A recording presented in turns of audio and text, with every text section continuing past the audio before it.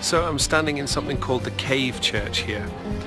This church seats approximately 10,000 people, and they come together for prayer in this place.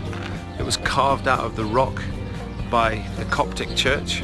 People from all kinds of denominations come together here still regularly to worship and to pray together. Very difficult to get the scale of this place.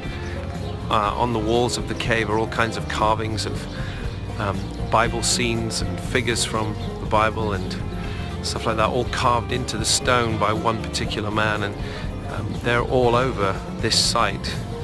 Just phenomenal to see. Quite incredible. Okay, now this is a second cave church. This one is called the Winter Church.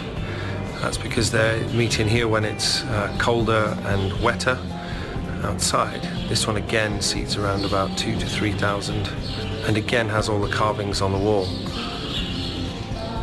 So it seems that the story is that once this church had decided to build a church right here, it's right adjacent to something called Garbage City, which is a whole city built up around a rubbish tip. All the rubbish from Cairo comes into this city, and all the apartments and the houses and everything else have been built up around that garbage tip.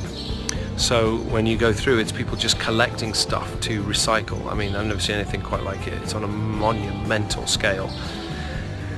And the Coptic minister that came to start a church here, when they came to the point where they wanted to build the church, they started to blast the rock out of the way to build the church, and as they did that, it opened up the doorway to this cave. They found this cave and thought, well then why build a church? Let's put the church inside it, and that's why it's here today.